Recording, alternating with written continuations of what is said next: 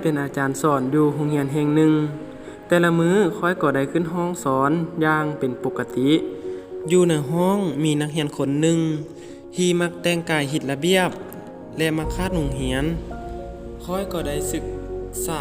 หาสาเหตุว่าเป็นหยังลาวจึงประพฤติตนแบบนั้นเป็นย้อนข้อยสอนหรือเป็นย้อน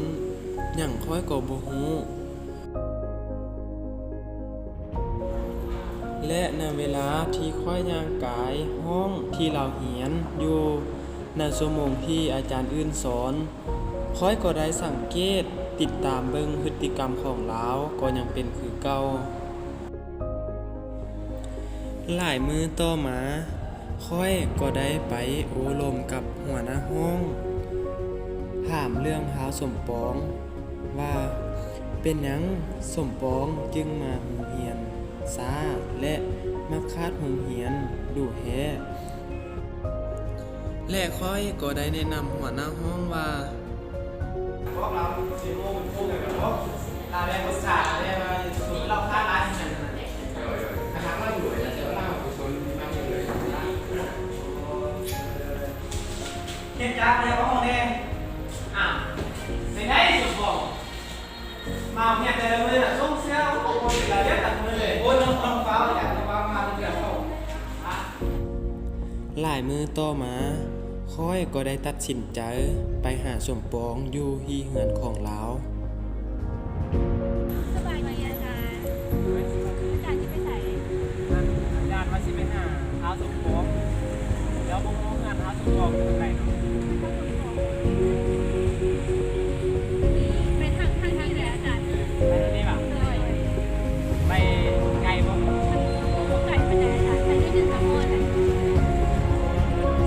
อาจารย์สมปองว่า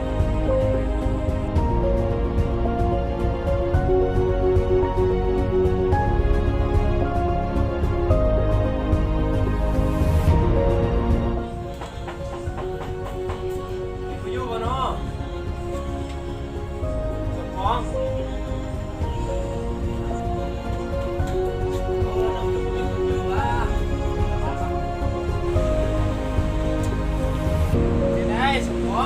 น้องคือไปโรงเรียนเนี่ยเปิดใจ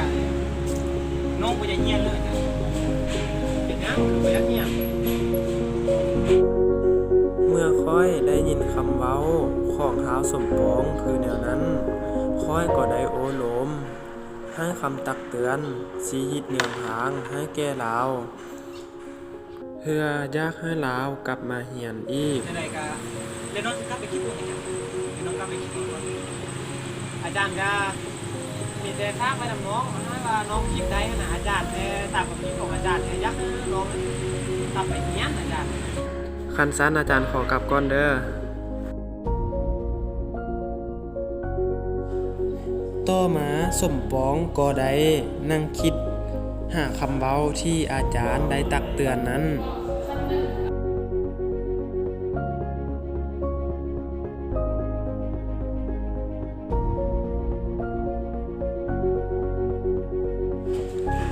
แล้วต่อมาท้าวสมปองจึงคิดได้ว่าการเรียนนั้นมีความสำคัญต่อตนเองหลายลาวจึงตัดสินใจกลับมาเรียนอื่นอีก